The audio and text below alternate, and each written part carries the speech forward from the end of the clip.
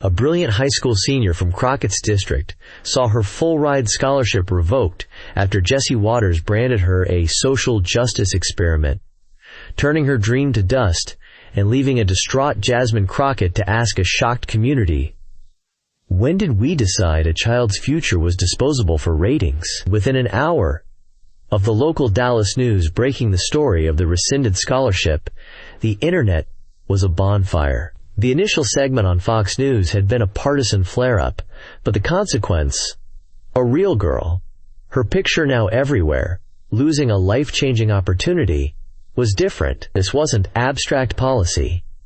It was the tangible wreckage of a culture war fought over the life of a child. The phone lines at the Horizon Forward Foundation, the scholarship sponsor, were so overwhelmed they were disconnected.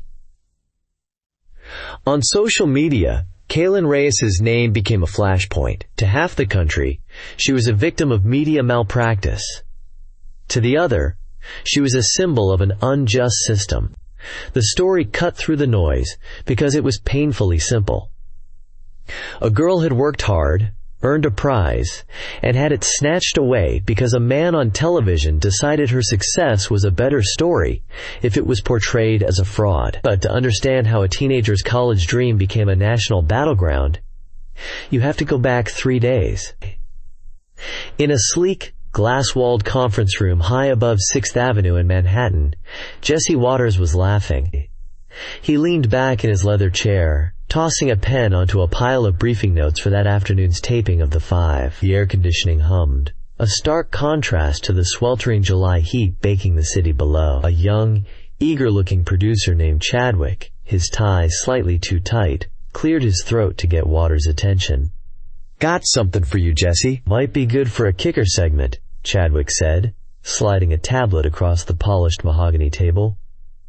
"Local story out of Dallas. This new foundation, the Horizon Forward Foundation, just gave out its first big scholarship. Full ride to the University of Texas at Austin." Waters picked up the tablet without much interest, scrolling through the local news article. His eyes scanned the text. "Let me guess," he said, a smirk already forming. "The foundation's mission is to empower, what's the buzzword this week? Historically marginalized communities?" Chadwick grinned. "You know it. And the winner, she ticks all the boxes.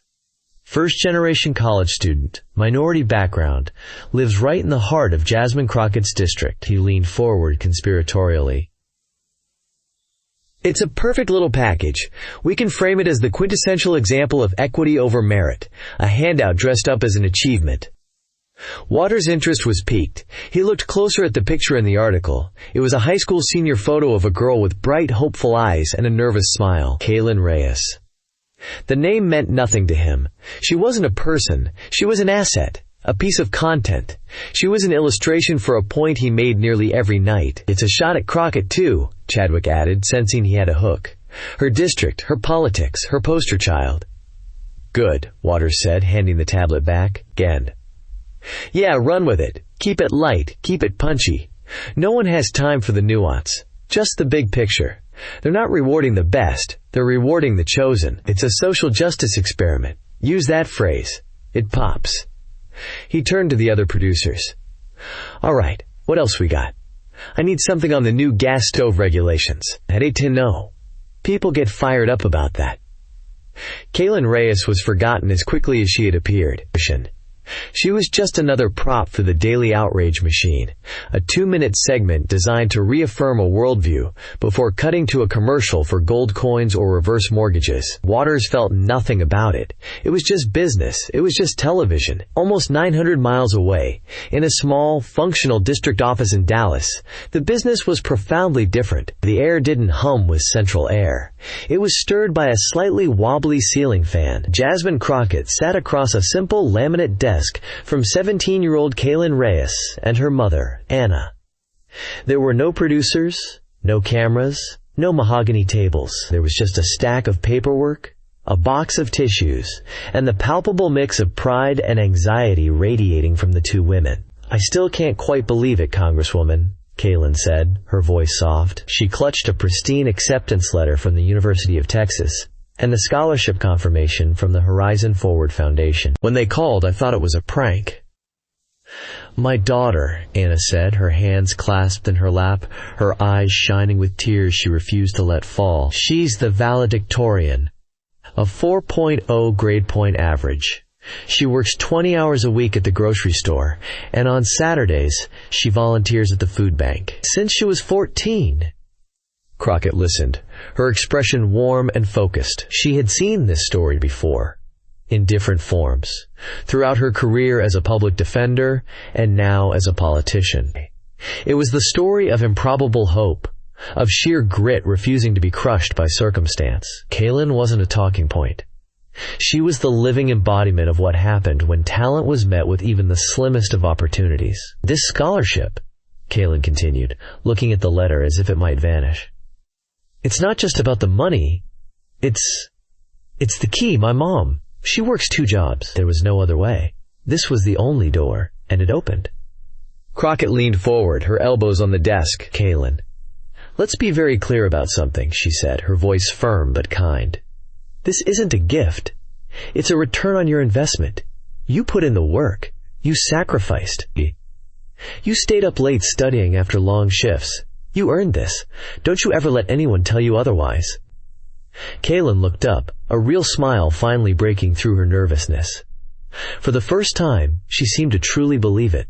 "Thank you," she whispered. Crockett smiled back. She took a photo with Kaylin and her mother, the 3 of them standing in front of the Texas state flag. As they left, Crockett felt a surge of genuine optimism. For all the toxicity and gridlock in Washington, this was what mattered. A brilliant young woman from her district, armed with nothing but her own intellect and determination, was on her way. She was the proof that the system, for all its flaws, could still work.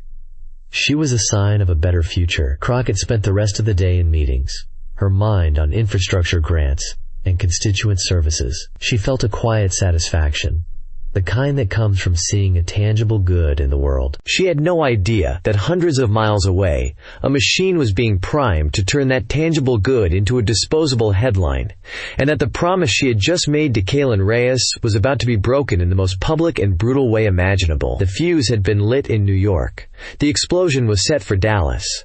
And neither woman had any idea it was coming. The next 2 days were a blur of joyful planning for the Reyes family. Anna had taken a rare day off from one of her jobs to help Kaylin shop for dorm room supplies. They didn't have much money, but they made a festive day of it, debating the merits of different color bedspreads at Target and pooling their change to buy a celebratory ice cream cone. For Anna, seeing her daughter so happy was a feeling more precious than any paycheck. Kaylin was meticulously making lists, researching her required reading for her introductory political science course, and fielding excited calls from her friends and grandparents. Her world had cracked wide open, revealing a horizon of infinite possibility. The shame and struggle of poverty were finally receding in the rearview mirror, replaced by the open road of a future she had built with her own 2 hands. Meanwhile, in Washington, Jasmine Crockett was engaged in a heated debate on the floor of the House. The topic was agricultural subsidies, a complex issue that directly affected farmers in parts of her state. She was in her element, armed with facts and a sharp legal mind, cross-examining a colleague from the other side of the aisle. Her focus was absolute. Her world was one of policy, procedure, and political combat. She thought of Kaylin once, a fleeting image of the girl's hopeful face, and it reinforced her resolve. She was fighting for a country where kids like Kaylin could thrive. In New York, Chadwick put the finishing touches on the segment. He found a particularly self-righteous quote from the Horizon Forward Foundation's website about dismantling systemic barriers, and paired it with a stock photo of a clenched fist. He pulled Kaylin's valedictorian speech from her high school's public Facebook page, isolating a single phrase where she thanked her teachers for expanding her worldview and making it sound like a snippet of radical indoctrination. He built the graphics, cued the music, a slightly ominous, questioning track, and loaded it into the show's rundown. It was slotted for the C block of the 5, right after a segment on inflation, and before the final kicker about a funny animal video. It was just another brick in the wall of the daily broadcast, indistinguishable from the thousands that had come before it. He felt a small thrill of pride in his work. It was tight, clean, and made its point with ruthless efficiency. He was good at his job. At 4:55 p.m. Eastern Time, the final prep for the show was underway. Jesse Waters had his makeup touched up, sipping a bottle of water while glancing at his notes. He'd already forgotten the name of the girl in the segment. It didn't matter. He knew the target, the progressive worldview, the concept of equity, and by extension, Jasmine Crockett. The girl was just the vehicle. He was calm, confident, and ready to perform. The floor director began the countdown. 10 seconds to air. The lights brightened, the theme music swelled, and across the country, millions of people tuned in, completely unaware that they were about to witness the casual demolition of a 17-year-old girl's dream. The theme music for the five faded, and the camera settled on the five co-hosts arranged around their signature table. The banter was light, a practiced and easy chemistry honed over years of live television. Jesse Waters, positioned in his usual seat, leaned into his microphone with a conspiratorial grin, the kind he reserved for stories he particularly enjoyed. "All right, next up," he began, his voice oozing a folksy charm that belied the attack he was about to launch. "We all hear about the left's obsession with equity. It's a great-sounding word, right? Equity, fairness. But what does it actually mean in practice?" He paused for effect, letting the question hang in the air. On the giant screen behind him, a graphic materialized.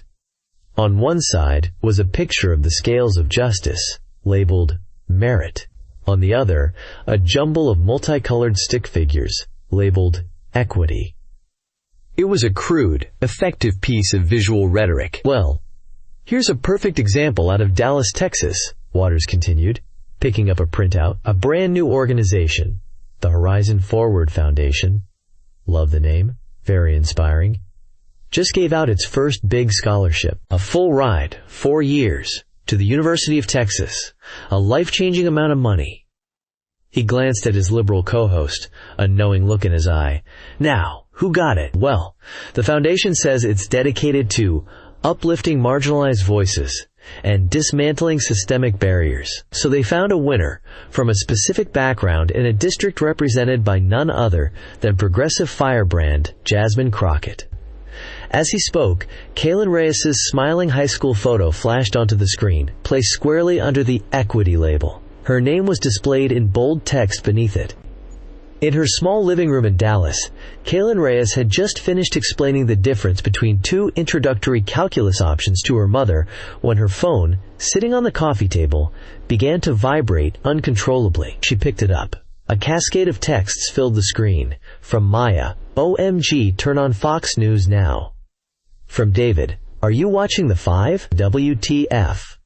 From Chloe, "Kaylin, call me." A cold dread, sharp and sudden, pierced the happy bubble of her afternoon. "Mom," she said, her voice barely a whisper, "give me the remote." Anna, confused, handed it over. Kaylin fumbled with the buttons, her fingers suddenly clumsy. She found the channel just as Jesse Waters was saying her name, and then she saw it. Her own face, the same photo that was on her grandparents' mantelpiece, being used as evidence in a trial she didn't know she was a part of. "Now, I'm sure Kaylin is a nice kid," Waters said to the camera, his tone dripping with condescension. "I'm sure she works hard, but you have to ask yourself, in a state of nearly 30 million people, was she truly the most qualified applicant? Or did she just happen to tick the right boxes for a political agenda?" The words hit Kaylin like physical blows. Tick the right boxes. The phrase seemed to suck the air from her lungs. It was an accusation that negated every late night, every weekend spent studying, every ounce of effort she had poured into her life. "This is what the modern left does," Waters concluded, turning to his co-hosts. "They create these social justice experiments with other people's kids. They're more interested in the narrative than in actual achievement. They tell you it's about fairness, but real, old-fashioned merit gets left behind. It's a shame." "Jesse, that's not fair," the liberal co-host began, looking uncomfortable. "You don't know anything about this young woman's grades or her records." "I know what the Foundation's mission statement says," Waters shot back, cutting her off. "It's right here in black and white. Anyway, moving on." The segment was over. They transitioned seamlessly to a debate about gas prices. But in the Reyes living room, time had stopped. Kaylin sat frozen, her eyes fixed on the screen where a commercial for a walk-in bathtub was now playing. The bright, cheerful jingle was a grotesque counterpoint to the silent scream trapped in her chest. She felt a wave of hot, suffocating shame wash over her. It was a feeling she knew well from childhood. The shame of not having enough. Of being different. She thought she had outrun it, that her grades and achievements had built a fortress against it. But in 2 minutes, a man she had never met had torn that fortress down and exposed her to the entire country as a fraud. "Turn it off," Anna said, her voice trembling with a rage Kaylin had never heard before. She snatched the remote and the screen went black, but the images were seared into Kaylin's mind. Her face. The word equity. The smirk on Jesse Waters' face. She finally broke, burying her face in her hands as a racking sob tore through her body. Her dream, once so pure and bright, was now tainted, smeared with the filth of a political game she never asked to play. In her office on Capitol Hill, Jasmine Crockett was dictating a letter to her legislative aide, Linnea. When the young woman's phone buzzed on the desk, Linnea glanced at it, her eyes widening. She quickly typed a few commands into her laptop, and a video player popped up on the screen. "Congresswoman," Linnea said, her professional composure gone, replaced by alarm. "You need to see this. It's from the 5. It's about your district." Crockett walked around the desk and stood behind her aide, watching the clip. She saw the graphic, she heard Waters' monologue, and then she saw Kaylin's face. A cold, quiet fury began to build inside her. It was the same feeling she'd had countless times in a courtroom, watching a prosecutor twist a client's words or present misleading evidence to a jury. It was the anger of seeing a powerful system being manipulated to crush a vulnerable person. Waters hadn't just attacked a political idea, he had targeted a child. He had taken her hard-earned success and deliberately, maliciously, reframed it as a handout. He had used her as a pawn to score cheap political points. The clip ended. Linnea looked at her, speechless. Crockett didn't raise her voice. She didn't slam her fist on the desk. Her reaction was far more potent. Her focus narrowed, and the machinery of her mind, honed by years of legal battles, kicked into gear. "Linnea," she said, her voice low and steady, a blade being sharpened. "Get me the main contact for the Horizon Forward Foundation. I don't want the general line. I want a direct number for the director, the CEO, whoever's in charge. Find it, now." Linnea, jolted into action, began typing furiously. "Next," Crockett continued, pacing behind the desk, "get Kaylin Reyes' mother on the phone for me. Use the contact info she left at the district office meeting. Be gentle. Tell her I'm calling personally, and that I need to speak with her urgently." "Yes, Congresswoman," Linnea said, already dialing. The first call was a dead end. A frantic, overwhelmed intern at the Horizon Forward Foundation answered the phone. "I'm sorry.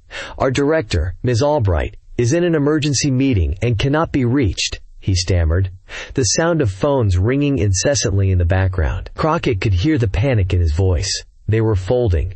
She knew it instantly. They were a young foundation, and they had just walked into a buzzsaw. They weren't prepared for the onslaught of emails and calls, the threats, the vitriol that a segment like that could unleash. But the second call went through. "Hello?" Anna Reyes' voice was shaky, thin. "Anna, this is Congresswoman Jasmine Crockett," she said, softening her tone, shifting from warrior to counselor. "I saw the broadcast. I am so sorry that your family was put through that." "They called her an experiment," Anna whispered, her voice cracking. In the background, Crockett could hear Kaylin's muffled sobs. "She won't stop crying. They made her feel like she didn't deserve it, like her whole life has been a lie." Crockett's heart ached. This was the real damage. It wasn't just about politics anymore. It was about the theft of a young girl's pride, the poisoning of her defining achievement. "Anna, listen to me very carefully," Crockett said, her voice a lifeline of certainty in the storm. "What they said is a lie. It is a calculated, vicious lie designed to hurt people like Kaylin. You know how hard she worked. I know how hard she worked. And deep down, she knows it too. They are trying to take her truth away from her. Do not let them. The truth is your shield right now. Are you with me?" There was a pause on the other end of the line, then a sniffle. "Yes," Anna said, a bit of steel returning to her voice. "Yes, we are." "Good," Crockett said. "Stay off the internet. Don't answer any calls from numbers you don't recognize. Just focus on Kaylin. I am going to handle this. I promise you that. They picked a fight with the wrong girl, and they picked a fight with the wrong congresswoman." She hung up the phone, her knuckles white as she gripped the receiver. The look on her face was no longer just anger. It was resolve. A promise had been made in her district office 3 days ago. A promise that Kaylin had earned her success. That promise had been violated on national television. And Jasmine Crockett was now going to war to see it kept after the show. Jesse Waters and his producer Chadwick slid into a booth at a dimly lit bar near the Fox News building. The adrenaline of the live broadcast was still humming through their veins. Waters took a long sip of his beer, feeling the familiar post-show satisfaction. It had been a good show. The pacing was right, the topics hit the mark, and he'd landed a few solid punches. "That segment on the Texas scholarship is blowing up online," Chadwick said, scrolling through his phone with a triumphant glow on his face. "The engagement numbers are through the roof. You're trending." "Good," Waters said, not bothering to look up from his drink. "Means they're watching. Means they're mad. And when they're mad, they're engaged." He flagged down a waitress to order a plate of wings. He had already moved on. The 2-minute segment was Ancient History, a product consumed and forgotten. Another Fox News personality, walking past their booth on his way out, clapped Waters on the shoulder. "Heard you made some waves with that bit on the Crockett kid, Jesse. Nice one." Waters just nodded and smiled. The name of the girl, Kaylin Reyes, had completely evaporated from his memory. She had served her purpose. She was the fuel. And the resulting fire of online traffic was the only thing that mattered. To him, the story was over, and it had been a rousing success. For the Horizon Forward Foundation, the story was just beginning, and it was a catastrophe. The foundation's director, a well-meaning but conflict-averse woman in her late 50s named Eleanor Albright, convened an emergency board meeting via Zoom late that night.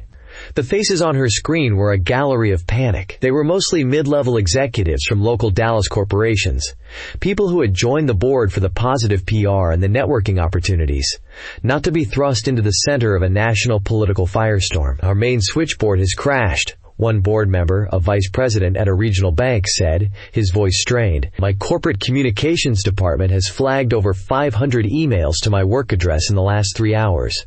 They're calling us communists. They're calling us racists. They're demanding we be investigated. Our lead counsel advises we need to mitigate the reputational damage immediately," another chimed in. "He says our other corporate partners will get skittish. This story has linked us with a narrative of political indoctrination. We're toxic." Eleanor Albright, who had dreamed of this foundation as a way to give other kids the chance she never had, felt her vision crumbling. "But the girl," she stammered. "Kaylin Reyes. She's exceptional. We can't just abandon her." "Eleanor, with all due respect, this is bigger than one girl now," the bank VP countered, his tone sharp. "This is about the survival of the foundation itself. If our donors pull out, we can't help any girls. We have to cut our losses. We have to put out the fire." The vote was nearly unanimous. Cowardice, dressed up as prudence, carried the day. An hour later, a carefully worded statement was drafted. It was a masterpiece of corporate evasion. It spoke of their unwavering commitment to merit and fairness, and the need to ensure the integrity of our selection process. It concluded, "In light of the questions that have been raised, and to reaffirm our core principles, the Foundation has made the difficult decision to pause this year's scholarship program pending a full and thorough internal review." An automated email containing a link to the public statement was sent to Kaylin Reyes at 11:47 p.m. The word revoked was never used, but the message was unambiguous. The key to her future had been snatched back. The door, once wide open, had been slammed shut and locked from the inside. A dogged young reporter at the local Dallas WFAA station, working the late shift, got a tip about the foundation's press release. She found Anna Reyes's number and called, and Anna, who had just managed to get a sedated Kaylin to lie down, confirmed they had received the email. The reporter's story, posted just after midnight, was simple, factual, and devastating. The headline read, "Dallas teen loses full-ride scholarship after being featured on national news segment." The story went from a spark to an inferno. The Associated Press picked it up. By sunrise, it was on the homepage of every major news outlet in the country. It wasn't a partisan squabble anymore. A line had been crossed. For Kaylin and Anna, the firestorm landed directly on their doorstep. The anonymity they had once cherished was gone. Their home address, gleaned from a publicly accessible database, was posted on a fringe political forum known for orchestrating harassment campaigns. The digital mob became a real one. Their phone, which Anna had forgotten to silence, rang with a relentless, hateful rhythm. Strangers screamed obscenities and threats into the voicemail.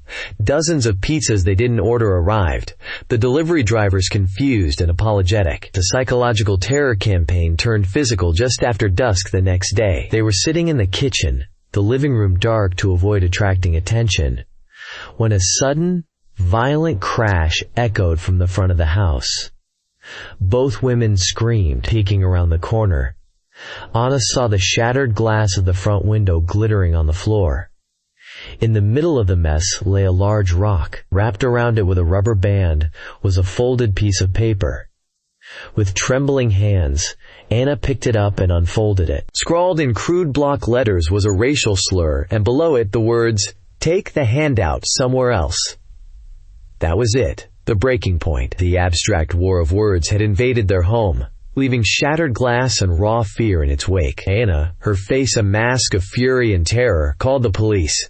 And then she called Jasmine Crockett's office. In Washington, Congresswoman Crockett was on the phone with a senior aide to the House Democratic leadership, and she was losing her patience. "What do you mean, let it cool down?" she snapped, pacing her office like a caged lion.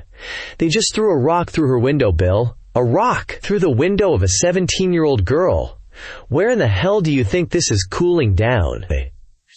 "Jasmine, all I'm saying is Waters wants this fight," the aide said, his voice calm and patronizing. "He's baiting you.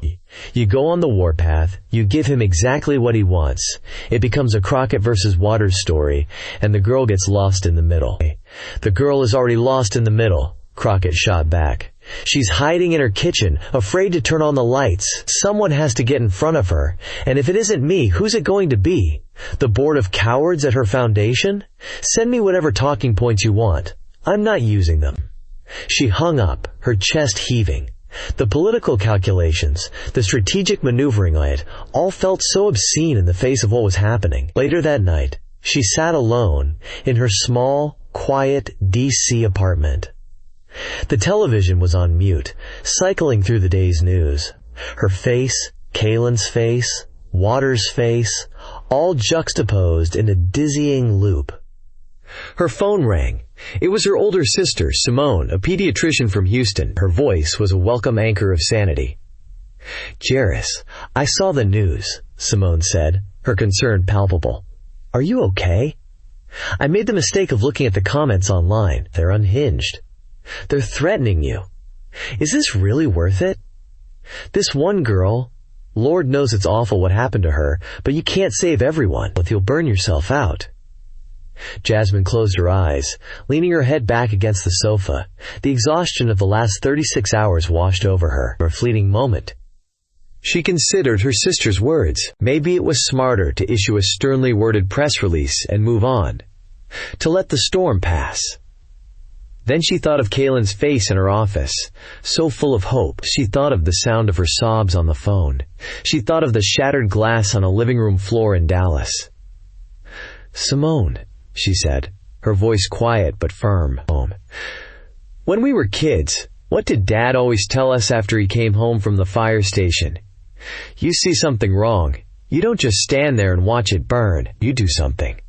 She paused, taking a breath.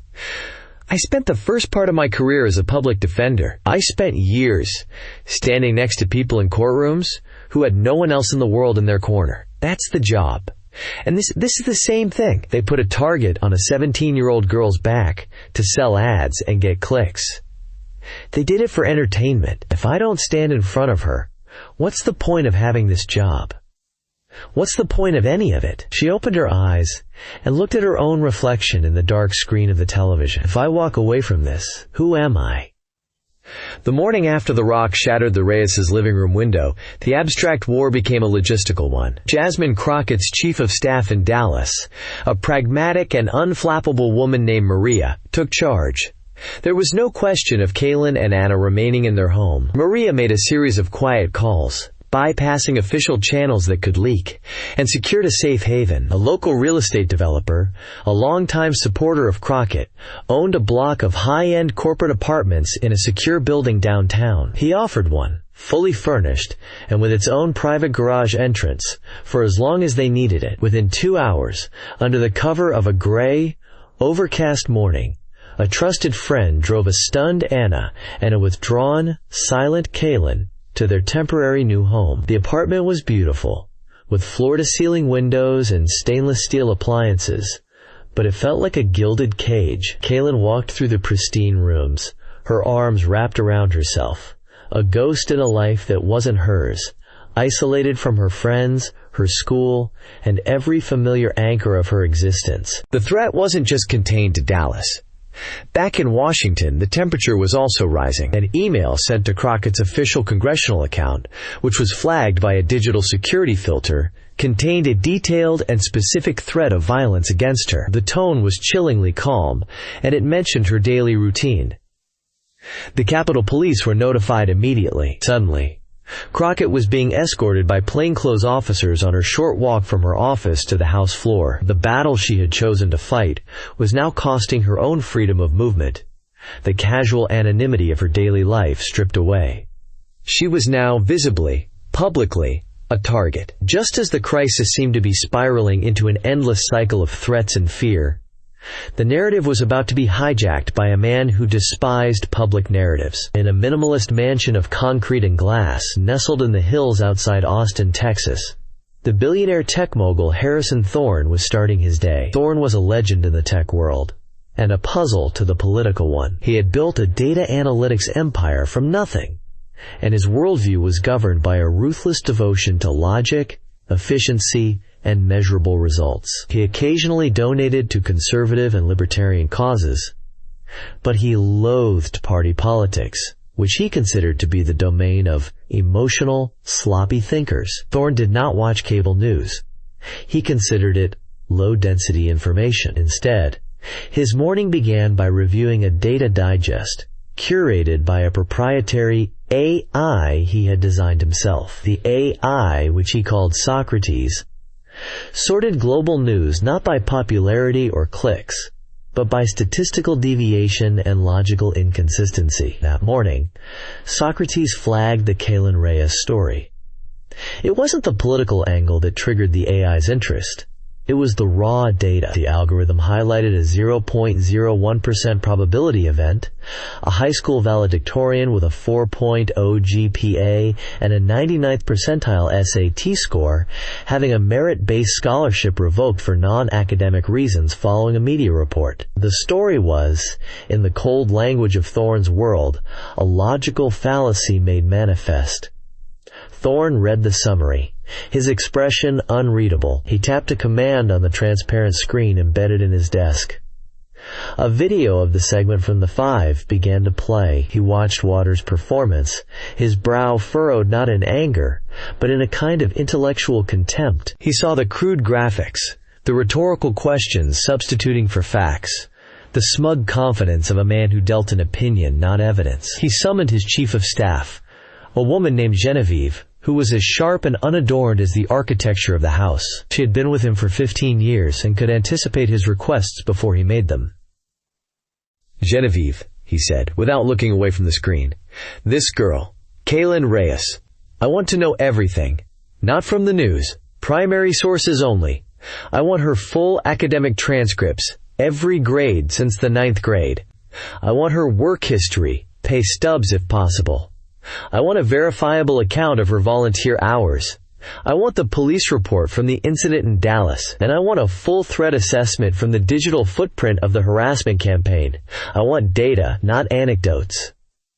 How long do I have? Genevieve asked. 4 hours, Thorne replied. It took her 3. Using Thorne's vast resources and a network of private investigators and data analysts, Genevieve assembled a complete dossier. She presented it to him in his office, the data points appearing on the large screen as she spoke. Kaylin Reyes, GPA, 4.0, unweighted, ranked first in a class of 452, SAT score, 1580.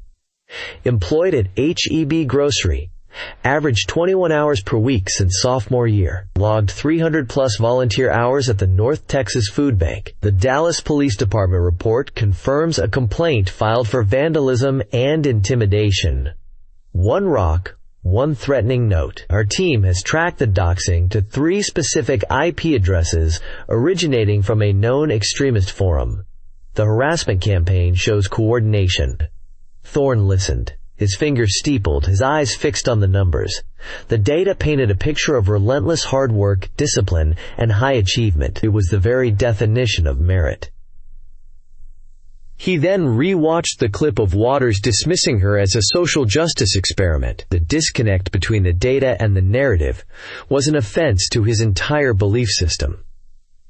He didn't do the work, Thorne said, almost to himself. The man on the television had an opinion, but he didn't do the work. He presented a hypothesis without evidence and passed it off as fact. He looked at Genevieve. The Foundation's board. Cowards. They folded to protect their own interests. In the face of illogical public pressure, they failed their fiduciary duty to their own stated mission. He stood up and walked to the vast window overlooking the rugged Texas landscape. He saw the world as a complex system, an equation to be solved. This was a variable out of place, a piece of code throwing the whole system into chaos. This is an equation that has been solved incorrectly, he said, turning back to Genevieve. We're going to fix the math. He wasn't going to call Jasmine Crockett. He disliked her political ideology as much as he disliked Waters' sloppy thinking. He wasn't going to issue a statement that was for other people. He was going to use a weapon of his own choosing, aimed with surgical precision at the heart of the establishment that had allowed this to happen. Get me the opinion desk at the Wall Street Journal, he commanded. Tell them I am writing a piece. It will be delivered in 2 hours, and it will run tomorrow. For the next 90 minutes, Thorne paced his office, dictating the op-ed as Genevieve typed. His words were not emotional or partisan. They were a cold, logical demolition of the narrative. He laid out Kaylin's academic record like a prosecutor presenting evidence. He framed Waters not as an evil man, but as a lazy thinker whose intellectual negligence had real-world consequences. He condemned the Foundation's board for its failure of courage. He framed the entire affair not as a matter of left versus right, but as an attack on the very American principle of meritocracy.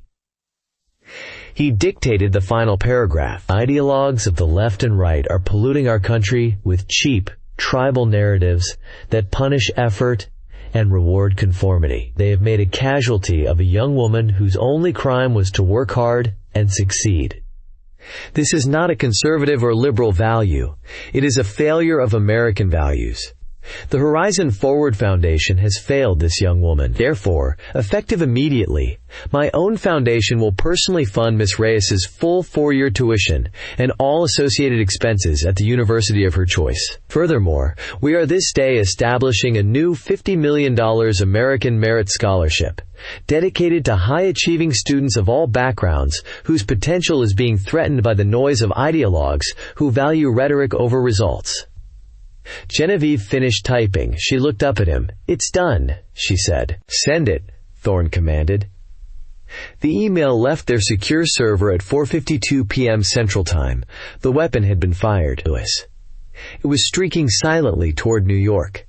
set to explode on the pages of the nation's most influential financial newspaper. The entire landscape of the battle was about to change, and none of the combatants had any idea what was coming. The first editions of the Wall Street Journal hit the newsstands in New York just before dawn, but the digital version of Harrison Thorne's op-ed had been live for hours, and it had landed on the political landscape with the force of a tectonic event. By the time the sun rose over Washington, D.C., it was the only story anyone was talking about. It didn't just advance the narrative, it completely shattered it. The op-ed, titled simply "On Merit," created an immediate and severe cognitive dissonance across the political spectrum. On the right, commentators who had spent days cheering Jesse Waters' assault on woke culture were suddenly confronted with a blistering critique from a bona fide titan of capitalism, a man they admired and quoted. He had used their own language, meritocracy, results, logic, to dismantle their hero's argument, and he had put a staggering $50 million where his mouth was. On the left, activists who had framed Kalen Reyes as a martyr in the progressive crusade now found their narrative co-opted by a libertarian billionaire who explicitly disdained their ideology. The clean, simple lines of the culture war had been hopelessly, beautifully blurred. The impact on Fox News was one of controlled panic. In the morning production meeting for Jesse Waters' primetime, the mood was grim. Waters, who had been riding high on the controversy, was now on the defensive. He couldn't attack Harrison Thorne the way he attacked Jasmine Crockett. Thorne wasn't a socialist or a radical. He was a self-made billionaire, an icon of the very system Waters claimed to champion. That night, Waters was forced to address the story. He tried to project his usual unflappable confidence, but a slight tension in his jaw betrayed his discomfort. "There's been a lot of talk about a story we covered here this week," he began, attempting a casual tone. "And it's great to see that philanthropists, like the brilliant Harrison Thorne, are stepping up to support education. We applaud that. That's what we call the private sector doing what it does best." He tried to frame it as a victory, a vindication of his principles. But the spin was transparent. He had been outmaneuvered, his narrative stolen and rewritten by a more powerful player. He had been made to look not just cruel, but foolish. Jasmine Crockett saw the opening Thorne had created. It was a strategic opportunity born from chaos. The enemy's flank was exposed. While the media was distracted by the clash of the titans, she could recenter the story on the person who mattered. She made a call to the corporate apartment in Dallas. "Kalen?" she said when the girl answered. "It's Congresswoman Crockett. I have a proposal for you. How would you like to come to Washington?" There was a long pause. For the first time in days, Crockett heard something other than fear in Kalen's voice. It was a flicker of her old self. "To Washington, D.C.? "I want you to shadow me for a day," Crockett said. "I want you to see how this place works. More importantly, I want the people here to see you. I want them to see the person they've been talking about." 2 days later, Kalen Reyes, accompanied by her mother, flew to the nation's capital. Dressed in a simple, professional blazer Anna had bought for her at a consignment shop, she looked less like a victim and more like the bright, serious young woman she was. Crockett met them personally at the airport, sweeping them past the waiting press with a protective arm. The day was a whirlwind. Kalen walked the marble halls of the Capitol, her eyes wide with awe. Crockett introduced her to senators, to fellow House members from both sides of the aisle, to the Librarian of Congress. She didn't introduce her as a victim, but as Kalen Reyes, a brilliant young leader from my district in Texas, who will be attending UT Austin in the fall to study constitutional law. With each introduction, with each respectful handshake, Crockett was meticulously rebuilding what had been torn down. Kalen's dignity, the climax of the day, and of the entire ordeal, came late in the afternoon. Crockett had secured time to speak on the House floor. As she made her way to the rostrum, Kalen and Anna watched from the seats in the guest gallery above. The chamber was mostly empty, as it often was for these one-minute speeches. But the C-SPAN cameras were rolling, broadcasting her words to the nation. Crockett stood at the podium, a picture of calm authority. She did not yell. She did not attack. Her voice, when she spoke, was measured, clear, and carried the weight of the last week's events. "Mr. Speaker," she began, I rise today not to speak about policy or partisanship, but to tell a story about a young woman from Dallas, Texas. She began to lay out the facts, the cold, hard data of a life's work. This is the story of a student who graduated as the valedictorian of her class of 452. A student who achieved an unweighted 4.0 grade point average. A student who, while earning straight A's, worked over 20 hours a week at her local grocery store to help her mother pay the bills. A student who still found time to volunteer over 300 hours at a food bank, feeding families in her community. She paused, letting the facts settle in the quiet chamber. This is the story of merit, of grit, of an American dream earned through effort and sacrifice. This student was awarded a scholarship, a prize she had earned 10 times over. And then, her story was twisted. Her success was questioned on national television.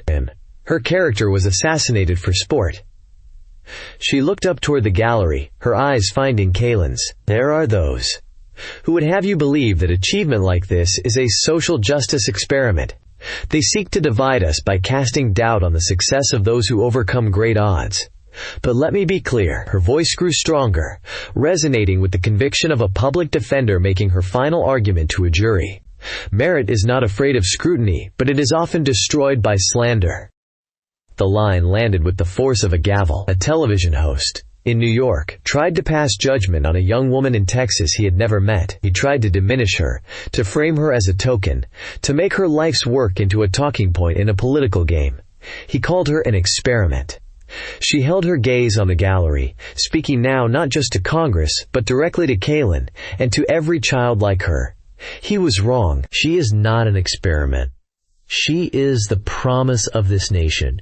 She is the future. And this chamber, this country, would be wise to remember that our future is not a disposable commodity for television ratings.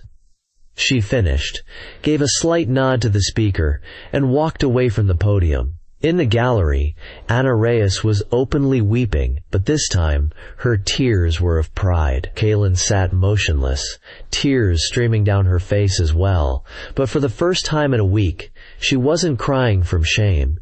She was crying from relief. The truth, her truth, had been spoken aloud in the heart of American democracy, and it had been entered into the official, permanent record of the nation. The stain was gone. A few weeks later, Kaylin sat in a sunny park in Dallas, speaking with the same local reporter who had first broken the story. The change was remarkable. She was no longer a frightened girl hiding in a safe house. She was confident, poised, and articulate. The trauma was still there, a shadow behind her eyes, but it no longer defined her. I've decided what I want to do, she told the reporter. After I get my law degree, I want to work in constitutional law, focusing on the First Amendment. I want to spend my career fighting for people who are targeted by misinformation and slander. I want to make sure that what happened to me doesn't happen to anyone else. The story had its final, lasting echo hundreds of miles away, in a small high school in suburban Michigan. A guidance counselor named Mr. Davison sat across from one of his brightest students, a young man who had just confessed he was afraid to apply for certain scholarships. I saw what happened to that girl in Texas, the student said. They'll just tear me apart. Mr. Davison nodded, his expression understanding. He didn't argue. Instead, he turned his computer monitor around. First, he played the clip of Jasmine Crockett's speech on the House floor. The student watched, captivated. When it was over, the counselor opened a new browser tab. It was the homepage for the new American Merit Scholarship. The page was clean, professional, and featured a large, smiling photograph of Kaylin Reyes. He looked at his student. They tried to make her story a warning, Mr. Davison said softly. Instead, it became an opportunity for thousands. The noise is loud, but it's not the only thing out there. Now, he said, turning the monitor back around and pulling up the application form. Let's get to work. What does it truly mean to stand up for someone who can't fight for themselves? Is it about winning a news cycle, or is it about restoring a single person's stolen truth? Let us know your thoughts in the comments below. And don't forget to subscribe for more stories that go beyond the headlines.